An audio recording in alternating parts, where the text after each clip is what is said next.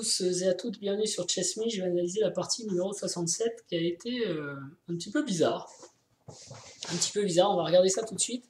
Donc toujours pareil, on regarde un petit peu la qualité de jeu sur l'ensemble de la partie, et ensuite l'ouverture et les gaffes qui ont été réalisées.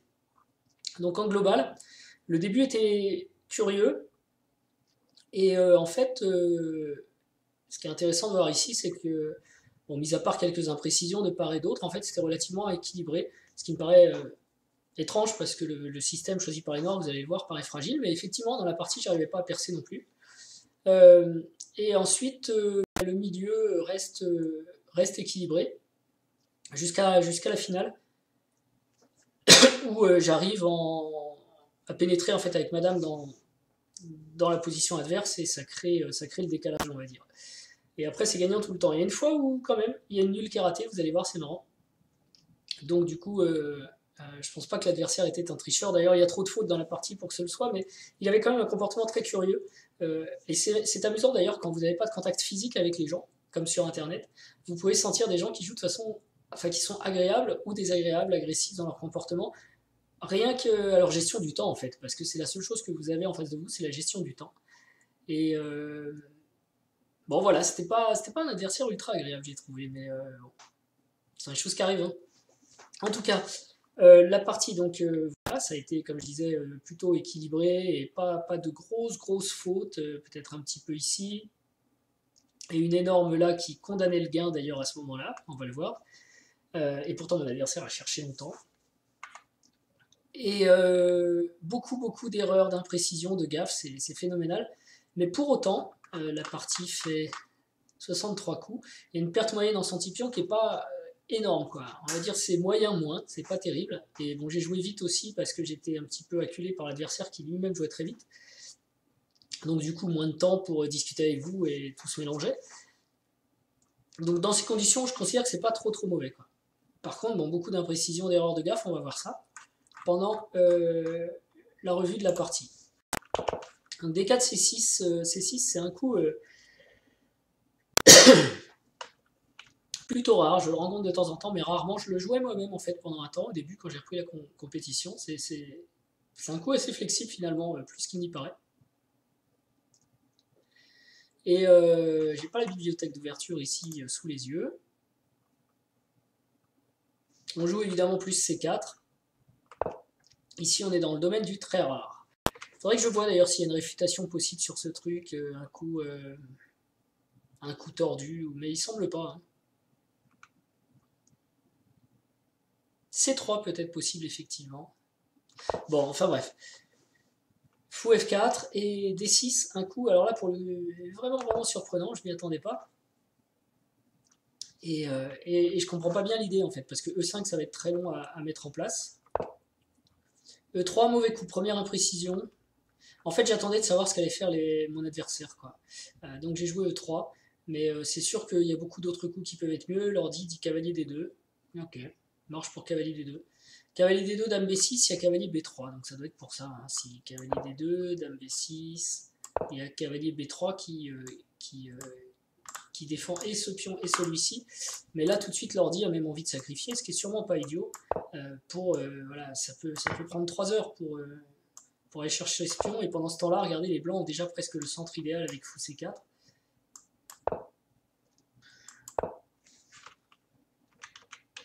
Ok. Bon, D6, donc pas idéal. Mais j'ai raison aussi de ne pas trop me soucier du pion B, en fait. E3, pas idéal non plus. Cavalier D7, donc il veut jouer E5, c'est clair. Ok. Et F6, alors ça, c'est un coup, mais c'est catastrophique, F6. Pour moi, la partie des noirs est perdue, là. Sauf que j'ai pas réussi à l'exploiter. Donc, l'ordi me propose encore d'être calme, avec cavalier BD2, par exemple. Bon, E4, je sais pas, parce que... On rejoue un pion d'ouverture, mais cavalier BD2 pour développer une pièce. E5. C'est bien ici parce que ça empêche les histoires de E4, donc ça m'offre d'autres possibilités, quoi. Au lieu de ça, j'ai joué fou C4, qui est pas mauvais. Hein. C'est peut-être pas la peine de s'embêter avec les coups qui n'ont pas été mauvais. E5, et d'après lui, c'est mauvais de prendre ici. J'avais peur en fait, en reculant, moi, de fou G3, E4.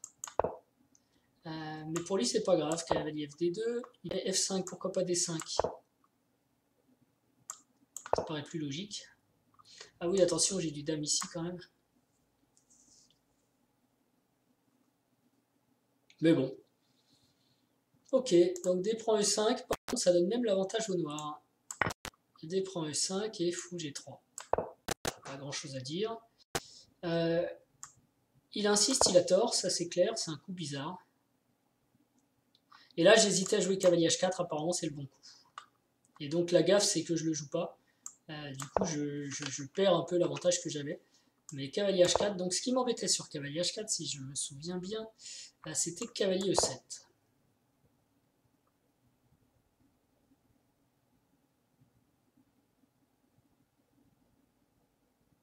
Fou E2 peut gagner le pion ici, parce que je m'étais dit G6.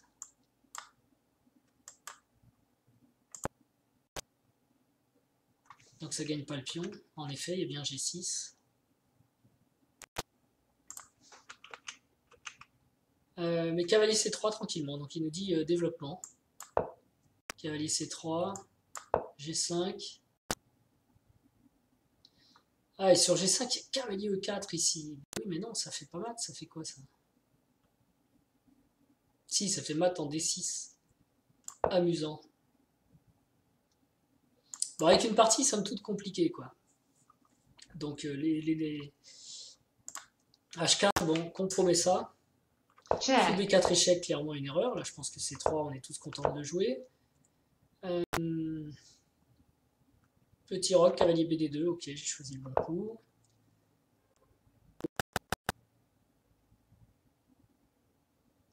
Et E4, il me semblait que c'était important de jouer E4 ici.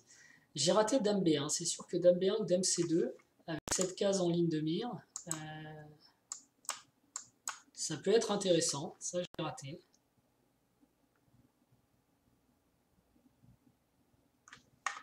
On peut regarder la suite, un dame C2, donc il faut qu'il défende la case.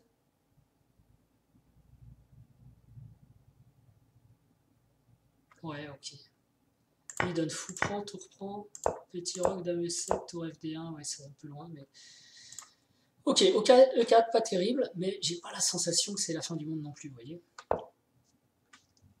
G6, dame B3. A4 était mieux, ouais, peut-être, ça je veux bien l'admettre. A4, comme ça je peux jouer dame B3 après, et peut-être même A5, pour être tranquille. Alors qu'ici, madame et mon fou vont être obligés de rebouger, donc l'air de rien, je joue un coactif, mais je vais être obligé de reconsommer du temps. Ici, j'attendais cavalier H6 quand même, qui paraît être le plus logique. Il joue roi F8, même pas peur. En même temps, un gars qui joue F6 au troisième coup, c'est quelqu'un qui n'a pas peur de paroquer. Et petit roc, il me dit erreur. J'aurais mieux fait de grand roc, pardon. J'aurais mieux fait de faire petit roc que grand roc.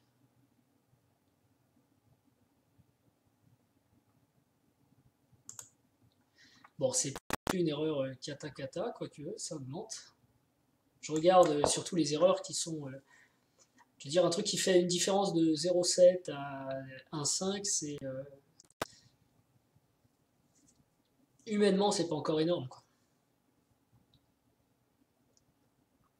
Roi B1. Cavalier B6. Roi B1, c'est important parce qu'en fait...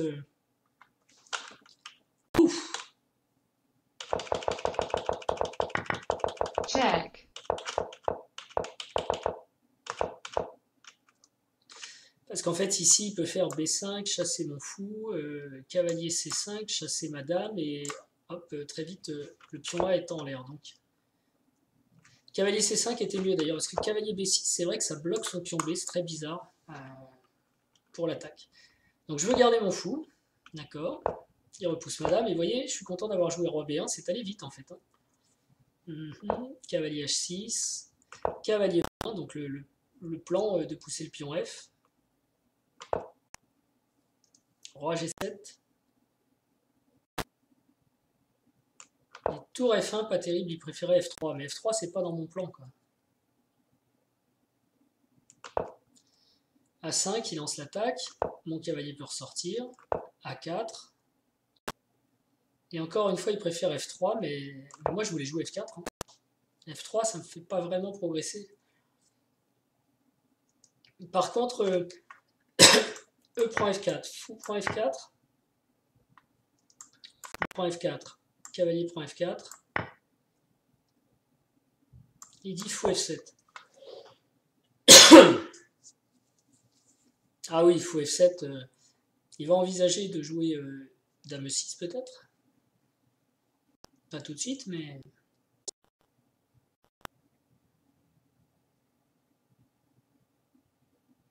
Ouais, ok, c'est pas la fin du monde encore. Hein. Fou G4. Cavalier F3 est normal, et là, les blancs ont repris un petit peu du poil de la bête, qu'on va dire. Cavalier C4, bon coup pour jouer ici. Et là, j'aurais peut-être dû prendre, ouais. Quoique...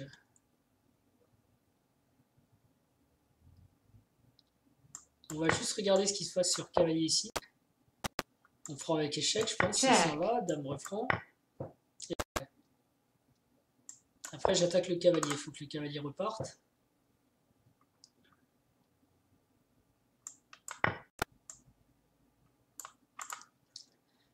Ah, il y a le fou qui est en l'air. Okay. Ouais, ça, j'ai pas vu parce que ça allait trop vite en fait. Hein. C'est le genre de truc, on le voit tout de suite. Enfin, on le voit tout de suite. On le voit en partie lente, mais à cette cadence là, c'est un peu trop compliqué. Donc, dame C1, pas terrible. Et là, comme j'ai dit, il pouvait gagner le pion. Ici. Cavalier prend F4 et prend. Check. Alors, il n'a pas l'air d'aimer là à cause de fou D3.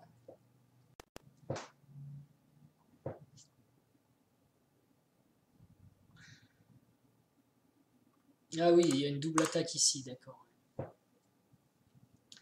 Bon, fallait le voir. Mais B6, ça sert vraiment à rien par contre. C'est un coup étrange quand on a plein de temps. Il avait 15 minutes et il joue B6 dans une position aussi compliquée. C'est quelque chose que j'arrive pas à comprendre en fait.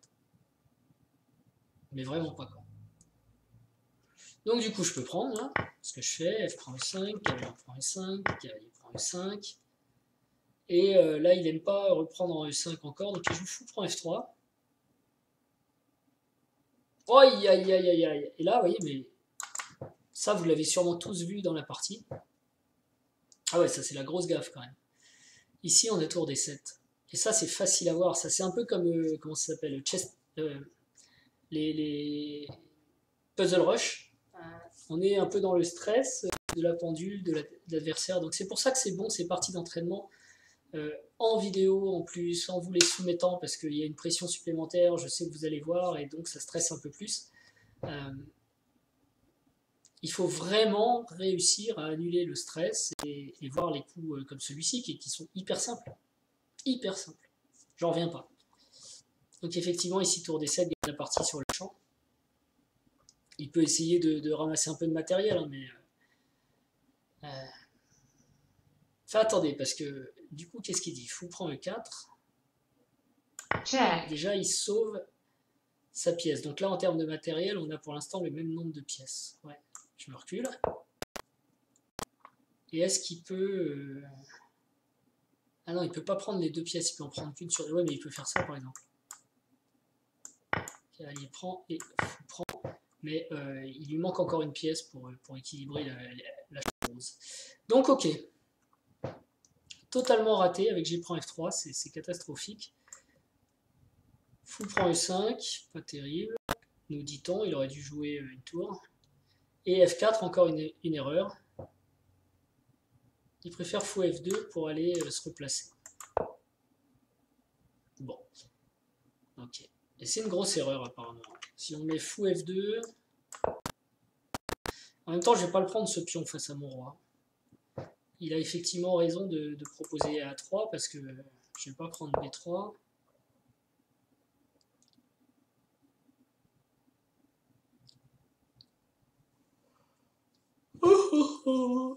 Pardon.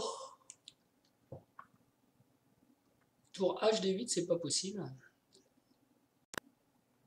Celle-ci là. Ah non, parce que là il prend avec en l'attaquant. Oui, okay. Bon, fou C7, ok. D'accord, avec un peu plus d'activité, j'aime bien, je comprends. Donc F4, fou C7, fou F3 paraît à peu près normal.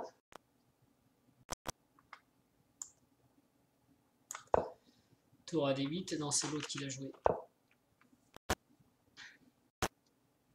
Et donc là je pouvais m'organiser, mais finalement je crois que j'avais plus beaucoup de temps et j'ai voulu prendre du temps. Donc j'ai joué vite. On échange tout. V5. Dame D4 c'est bien ça, je pense que c'est pas mal.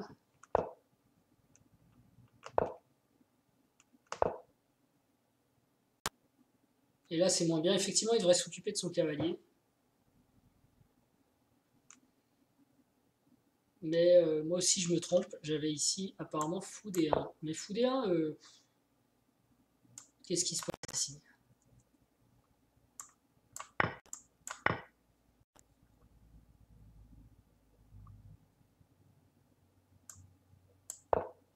Un peu comme dans la partie, mais... D'accord. C prend B4. Bon, ça reste plus ou moins équilibré, hein, on est toujours dans du 0-0-5. Et E5, c'est pas le meilleur coup. Ici, on avait encore fou D1. J'aurais pu jouer fou D1 d'ailleurs. Mais E5, qu'est-ce que ça donne? Ça redonne du jeu au noir un petit peu. F prend. Cavalier F5. Fou F4, je crois que c'est le bon coup. Ouais, c'est un des bons coups, on va dire. Et cavalier H4. L'ordi préfère dame H4. Non, l'ordi préfère A3.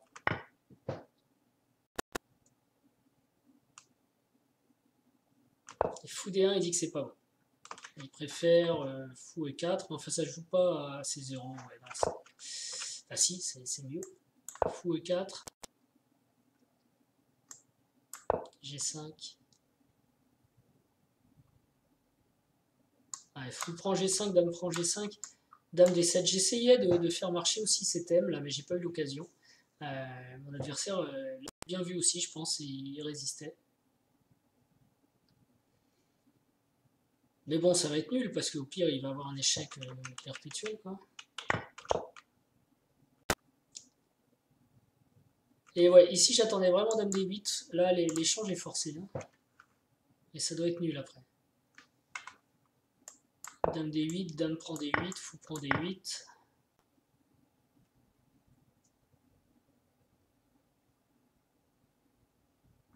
Ça marche pas, ça, fou prend. Enfin, nul, attention, parce que ouais, il avance aussi. Hein. C'est peut-être bien les noirs qui vont gagner ici. Au lieu de ça, à 3, fou B3, bon coup. Content de l'avoir vu. Là, ça pose un problème. Dame F8 ou G5. Il a trouvé G5. Dame F8. Ah, j'avais dame échec, mais il y avait ce fou qui était en l'air aussi derrière. Mais c'est fou comme je ne voyais rien pendant la partie, quoi. Je crois qu'il faut que j'arrête l'échiquier. C'est intéressant, mais je suis trop en mode blitz du coup. Et la partie est pas bonne et je fais des erreurs.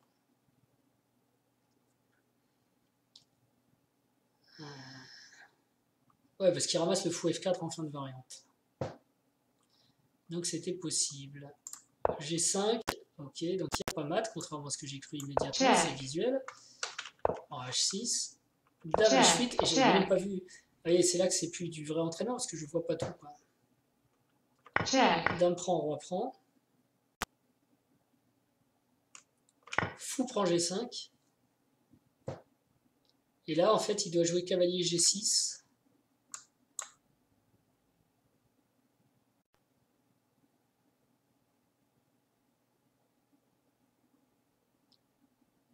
Avec égalité. Parce que pourquoi cavalier G6, ça tient aussi la case E7 en fait. Et il se trompe, il joue là. Et là, du coup, il y a E7 enfin, E6 qui est possible. Bon coup, bien joué. Fou D6 pour l'arrêter, mais évidemment, j'y vais quand même. Check. Cavalier D2. Et là, en fait, je me trompe. J'avais plus beaucoup de temps, 1,39.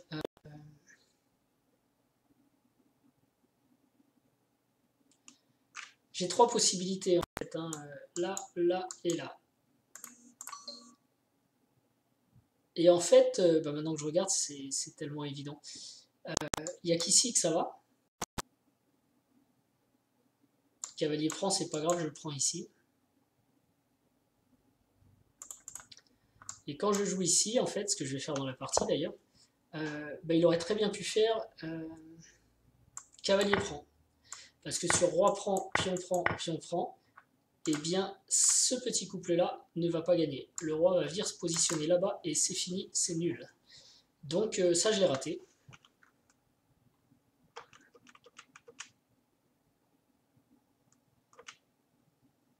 Si mon roi vient en C1, évidemment, c'est encore pire parce qu'il y a cavalier pion échec, pion prend et il gagne. Mais ça, je l'avais bien vu. Il n'y a que le roi, en fait, qui va dans cette position. Roi 1. Mais je me trompe et je joue roi C2. Et lui aussi se trompe, il joue ça. Donc du coup, je reprends, je suis content. Et maintenant, avec les deux fous, c'est assez facile. Il faut juste...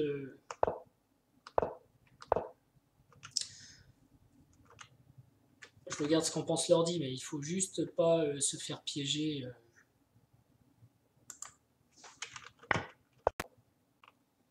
par la finale dont je viens de parler.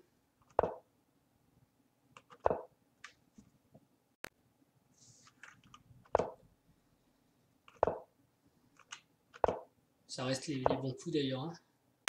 Là, je pouvais avancer mon pion. Alors, je pourrais éviter les échecs, de toute façon, ça risque rien du tout.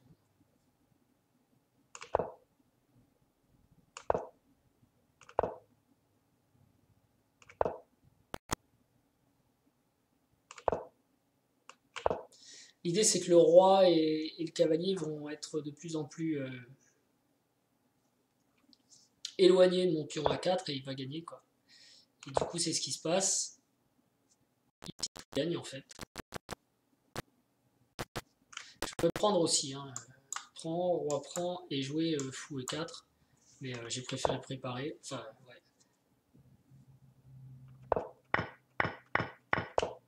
Et c'est fini. Ok. Bon, eh ben, écoutez, ce que je retiens de cette partie, moi, contrairement à d'habitude, c'est pas vraiment des échecs. C'est ma tentative de jouer avec l'échiquier. Trop d'aveuglement, en fait, par rapport au passage 2D, 3D. J'ai eu l'impression de faire un blitz, j'ai rien vu, j'ai pas joué de bon coup, j'ai pas pu vraiment réfléchir. Par exemple, le coup le plus flagrant pour moi, c'est ici. Il me faut du temps même pour voir que dame G8 c'est pas mat quand il joue ça. Check. Et de voir que sur dame H8, j'ai même pas le temps de regarder quelle est sa réponse, quoi. Et pour moi, c'est pas des échecs. À partir du moment où on n'a pas le temps de regarder quelle est la réponse de l'adversaire, on joue plus aux échecs. On pousse du bois. Jouer aux échecs, c'est si je joue ça, il y a telle réponse. Est-ce que ça va, est-ce que ça va pas, et comment on continue, etc. Donc, et là, c'est parce que je passe à toute vitesse de l'un à l'autre et ça me perturbe. Donc, c'est ça que je retiens sur l'ouverture quand même. Alors déjà sur la finale, je retiens aussi ce schéma de nul. Hein. On le connaît tous, je pense, avec le cavalier. C'est où?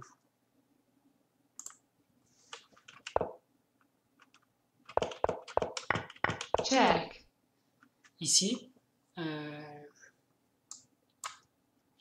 La nulle avec le cavalier, enfin le fou et le pion, le fou de case noire et le pion A qui reste. Nul. Indépendamment des pions noirs, parce qu'on va les mettre le roi en A8 et on s'occupe plus de rien après. Donc ça, je le retiens quand même, c'est quelque chose qu'on connaît, mais voilà, ça peut se produire en partie et il faut être vigilant. Et l'ouverture, il faut quand même que je regarde s'il y a quelque chose d'intelligent à jouer sur ce truc.